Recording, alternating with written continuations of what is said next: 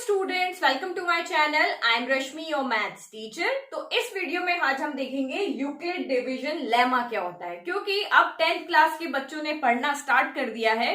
तो उन्होंने जब चैप्टर 1 को पढ़ा तो उन्हें थोड़ा सा कंफ्यूजन हुआ कि मैम ये यूक्लिड डिवीजन लेमा क्या होता है और यूक्लिड डिवीजन एल्गोरिदम क्या होता है, दोनों में क्या डिफरेंस होता है। एक्चुअली में उनको डिफरेंस नहीं समझ में आ रहा है, क्योंकि यूक्लिड डिवीजन वर्ड तो सेम है, एक लेमा है एक एल्गोरिदम है। तो यहाँ पे कुछ भी चेंज नहीं है। आप जो चीज पहले से पढ़ते हुए आ रहे हो, ये जो हम डिवीजन की बात कर रहे हैं, ये जो आप पहले से पढ़ते आ रहे हो, यहाँ पे यूक्लिड ने क्या किया है, यूक्लिड जो हमारे मैथमेटिशियन थे, ग्रीक मैथमेटिशियन, उन्होंने उसको एक स्टेटमेंट बना दिया है। आपने उस चीज को सबको पहले से पढ़ा हुआ है, आप शुरू से पढ़ते हुए आ रहे हो, लेकिन इन्होंने उस चीज में कुछ एक नया स्टेटमेंट देखा। सिंपल डिवीजन को उन्होंने एक स्टेटमेंट की फॉर्म में लिख दिया। यही आपका यहाँ पे यूक्लिड डिवीजन लेमा है। तो एक एक वर्ड के ऊपर जाते हैं। फर्स्ट हम देखते हैं कि लेमा क्या होता है। एल्गोरिदम हम पढ़ेंगे नेक्स्ट वीडियो में। एल्गोरिदम कुछ नहीं होता, किसी भी काम को करने का एक प्रोसेस होता है। हम कोई भी काम करें लाइफ में, हर काम को करने का एक प्रोसेस होता है। जैसे आप मैगी बनाते हो, मैगी के ऊपर 3 स्टेप्स लिखे होते हैं कि पहले आपको पतीली लेना है, देन उसमें आपको मैगी डालना है, देन उसमें पहले पानी डालना है, देन मैगी डालना है। तो ये जो प्रोसेस होता है वही आपका एल्गोरिदम होता है। लेकिन लेमा का मतलब क्या होता है? लेमा का मतलब यहाँ पे होता है कि जो चीज पहले से प्रूव है, कोई प्रूवन स्टेटमेंट है, उसकी हेल्प से जब हम दूसरे स्टेटमेंट को प्रूव करते हैं या दूसरे स्टेटमेंट को सॉल्व करते हैं, वही हमारा क्या होती है? लेमा होती है। तो देखो, इसका सिंपल सा आपको मैं रियल लाइफ का एग्जांपल देती हूँ, फिर एक मैथ्स का भी एग्जांपल मैं आपको दूंगी। तो रियल लाइफ का एग्जांपल आप यहाँ पे देखो। रोज सूरज को उगते हुए तो सभी देखते हैं। तो आपको पता है सूरज किधर उगता है? सूरज उगता है आपका ईस्ट में। लेट के सूरज अभी हमारा इस साइड हमारी भी ईस्ट है, तो सबको पता है सूरज इधर उगेगा, सुबह उठना है, इधर मुंह करके खड़े हो जाना है, हम सूरज को उगते हुए देख लेंगे। तो ये हमारा एक प्रूवन स्टेटमेंट हो गया, एक यूनिवर्सल ट्रूथ हो गया। अब इस स्टेटमेंट के बेसिस पे आप क्या कह सकते हो कि सुबह सूरज अगर यहाँ पे ईस्ट में सनराइज हुआ है तो सनसेट किधर होगा? वेस्ट में होगा। तो एक स्टेटमेंट की हेल्प से हमने दूसरा स्टेटमेंट बना लिया। तो लेमा को भी हम ऐसे ही यूज करते हैं। अब एक और चलो मैथ्स का कोई एग्जांपल लेते हैं। जैसे आपको कहा है कि एक ट्राइंगल के तीनों एंगल का सम 180 डिग्री होता है, ठीक है, ये भी आपका एक स्टेटमेंट हो गया। अब इस अकेले स्टेटमेंट की हेल्प से आप कितने सारे क्वेश्चंस को सॉल्व कर लेते हो, तो वही आपकी क्या है? लेमा। कोई भी ट्राइंगल उसमें होगा, उसमें 2 एंगल दिए होते हैं, आप इस स्टेटमेंट को यूज करके 3rd एंगल फाइंड कर लेते हो। तो लेमा क्या होता है? हमारा एक प्रूवन स्टेटमेंट होता है जिसकी हेल्प से हम अदर स्टेटमेंट्स को सॉल्व करते हैं। और एल्गोरिदम क्या होता है? एल्गोरिदम होता है उनको सॉल्व करने का प्रोसेस। क्या आप पहले क्या करोगे, सेकंड स्टेप में क्या करोगे, थर्ड में क्या करोगे, फोर्थ में क्या करोगे, ये जो चीज हमें बताता है वो होता है हमारा एल्गोरिदम। ठीक है, तो एल्गोरिदम की बात हम नेक्स्ट वीडियो में करेंगे। यहाँ पे हम देखते हैं लेमा और इसका स्टेटमेंट कैसे बना है। ठीक है, कुछ भी रटने की जरूरत नहीं, आपको सबसे ज्यादा कंफ्यूजन उस स्टेटमेंट में ही हो रहा है। ये आपकी थ्योरम नंबर 1.1 है और सभी बच्चे मुझे कहते हैं कि मैम इस थ्योरम का प्रूफ बताओ। तो इसका प्रूफ कभी एग्जाम में नहीं आता है, ना आपको प्रूफ इसका पढ़ना है, ओनली आपको इसका स्टेटमेंट पढ़ना है। स्टेटमेंट पढ़ करके और एग्जाम में आपका 1 मार्क में स्टेटमेंट आता है या इससे रिलेटेड ओनली क्वेश्चंस आते हैं, थ्योरम कभी इसका नहीं आता।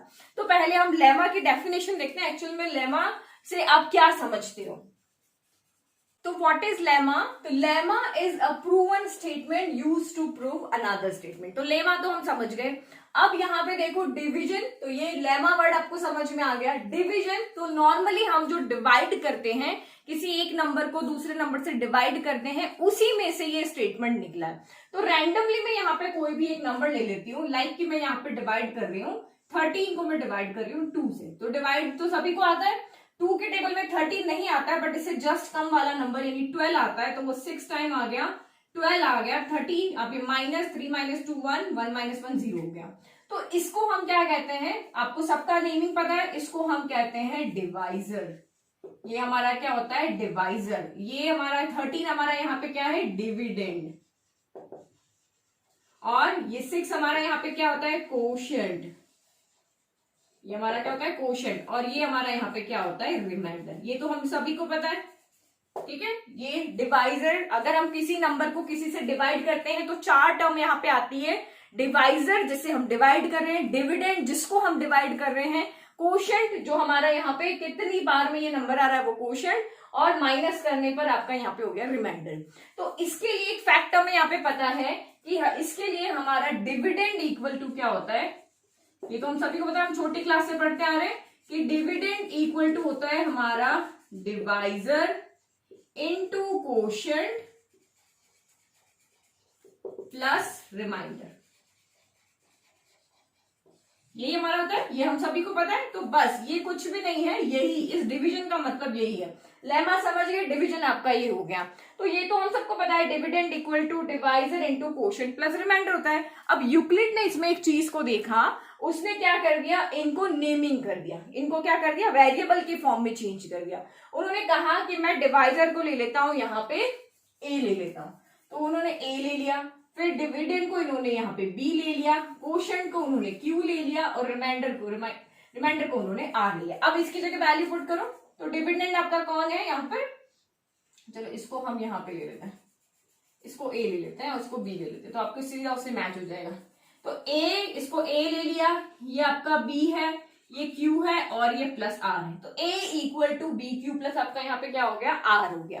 कुछ भी नहीं किया, आपको डिवाइड करना आता है, सबका नेम आपको पता है, सबका नेम पता है, ये रिलेशन हमें पता है कि dividend equal to divisor into quotient plus remainder होता है। तो इसी को डिविडेंड को उन्होंने एक वेरिएबल ए ले लिया। तो ये वेरिएबल आप कुछ भी ले सकते हो, लेकिन अभी बुक से हमें रिलेट करना है, तो बुक में आपको यही दिया हुआ है, ए इक्वल टू ये डिवाइजर बी हो गया, कोशेंट क्यू हो गया, रिमाइंडर आर। तो ये तो क्यू और आर, क्यू से कोशेंट, आर से रिमाइंडर, डिविडेंड को ए ले लिया, डिवाइजर को बी ले लिया। अब उन्होंने यहाँ पे एक चीज और बताई कि जो रिमाइंडर हमारा यहाँ पे होगा वो हमेशा डिवाइजर से छोटा होगा। क्यों, आप यहाँ पे देखो, मैं जैसे यहाँ पे 4 में 2 का डिवाइड करती हूँ, तो 2 2 4 हो गया, मेरा रिमाइंडर कितना आ गया, 0 हो गया। ठीक है, अब मैं इस 4 को हटा के यहाँ पे 5 कर देती हूँ।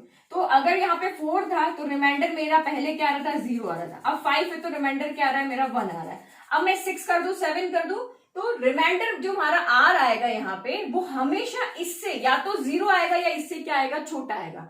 तो ये उन्होंने नोटिस किया कि जब हम किसी भी नंबर को किसी नंबर से डिवाइड करते हैं तो जो भी रिमाइंडर हमेशा आएगा वो डिवाइजर से या तो छोटा आएगा या फिर 0 आएगा। ठीक है, दो ही तरह के रिमाइंडर, या तो 0 होगा या फिर उससे छोटा होगा। अगर यहाँ पे हमारा 3 से डिवाइड कर रहे हैं, अगर 2 है तो 2 से छोटे नंबर कौन से होंगे, 0 या 1, दो ही रिमाइंडर आएंगे। अगर यहाँ से 3 से डिवाइड कर रहे हैं तो रिमाइंडर आपके कौन से, 0 हो सकता है, 1 हो सकता है, 2 हो सकता है। तो इस तरीके से रिमाइंडर आएंगे। तो उन्होंने यहाँ पे क्या कहा कि ये जो R है ये हमेशा क्या होगा, रिमाइंडर 0 से इक्वल हो सकता है, बड़ा हो सकता है, लेकिन डिवाइजर यानी कि B से हमेशा यहाँ पे क्या होगा, छोटा ही होगा। तो ये उन्होंने इस डिवाइड से दो चीज को नोटिस किया। क्या चीज को नोटिस किया, एक तो इन्होंने इसको वेरिएबल की फॉर्म में लिख दिया, और दूसरा उन्होंने ये बता दिया कि रिमाइंडर जो होता है वो हमेशा या तो 0 हो सकता है, कंप्लीट डिवाइड हो गया तो 0 हो गया, कंप्लीट डिवाइड नहीं हुआ तो कोई ना कोई नंबर आएगा, 1 आएगा, 2 आएगा, 3 आएगा, लेकिन वो रिमाइंडर किस पे डिपेंड करेगा, इस बी पे डिपेंड करेगा। अगर ये 2 है तो रिमाइंडर आपका 0 हो सकता है या 1 हो सकता है। अगर ये 3 है तो इस 3 से छोटा जो भी नंबर है, नेगेटिव में नहीं जाएगा, यहाँ पे कभी भी नेगेटिव आंसर नहीं आता, या तो 0 आएगा या 0 से बड़ा होगा। तो ये दो चीज उन्होंने नोटिस की और इसी को एक स्टेटमेंट की फॉर्म में लिख दिया। तो बस इतना सा काम यूक्लिड ने, जो हमारे मैथमेटिशियन है, उन्होंने किया।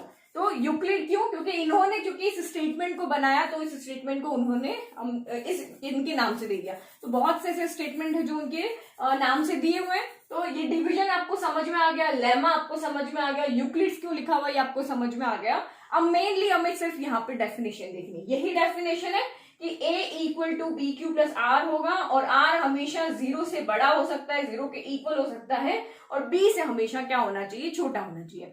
तो इसी चीज को उन्होंने यहाँ पे क्या कहा कि दो पॉजिटिव इंटीजर हमें दिए हुए।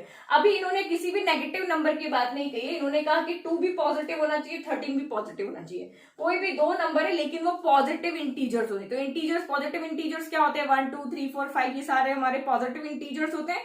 ठीक है, तो उन कोई भी दो आप पॉजिटिव इंटीजर ले लो, चाहे A ले लिया हमने, B ले लिया, वेरिएबल की फॉर्म में उन्होंने A भी ले लिया, A B की जगह आप कोई भी रख सकते हो। तो इसमें यहाँ पे आपका क्या होता है, किन्हीं भी दो पॉजिटिव इंटीजर के लिए या फिर A और B के लिए दो नंबर और एग्जिस्ट करेंगे, 2 और 13 के लिए दो नंबर और एग्जिस्ट करेंगे, जो कि हमारा कोशेंट और क्या होंगे, रिमाइंडर होंगे। ठीक है, तो इसकी डेफिनेशन इसी तरीके से आप याद रखो कि given two positive integer A and B, तो देयर एग्जिस्ट, उन दो नंबर के लिए एग्जिस्ट करेंगे Q एंड R। और किस तरह से एग्जिस्ट करेंगे, जो इसको सेटिस्फाई करेंगे। अगर हमें 2 और 13 दिया हुआ है, आप इनकी वैल्यू को यहाँ पुट करो, ये इसको सेटिस्फाई नहीं करेगा, लेफ्ट इक्वल टू राइट करेगा ना।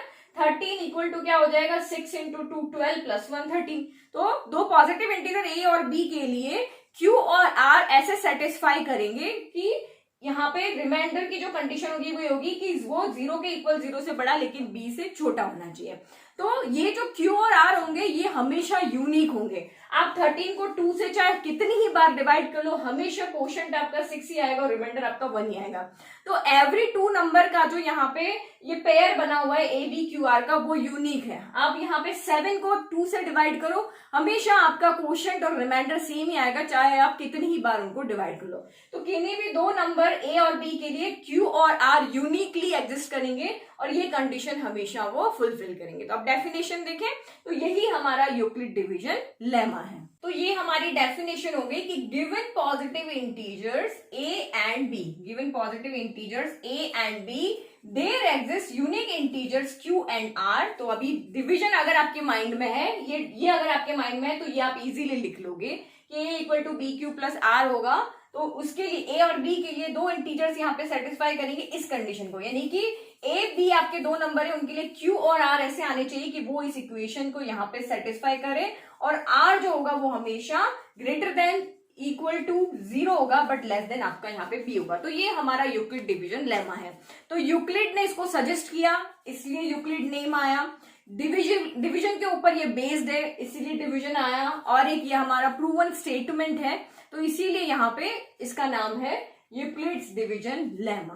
ठीक है, तो बहुत सिंपल सी सीधी सी बात है, जो हम करते आए थे बस उसी को उन्होंने नाम दे दिया और एक स्टेटमेंट की फॉर्म में लिख दिया। समझ गए? अब इससे रिलेटेड कुछ क्वेश्चंस हैं जो कि बुक मैंने आपको ऑलरेडी सॉल्व कर दिए, लेकिन अगर आपको लगता है कि एक बार मुझे इसी तरह से बोर्ड पे आके आपको समझाना चाहिए तो आप मुझे कमेंट बॉक्स में कमेंट करना, मैं जरूर उसमें से एक दो क्वेश्चन जो आपको बहुत टफ लग रहे हैं वो इसी तरीके से आकर के आपको एक्सप्लेन करूंगी। अब नेक्स्ट वीडियो में हम देखेंगे Euclid division algorithm. Okay, bye.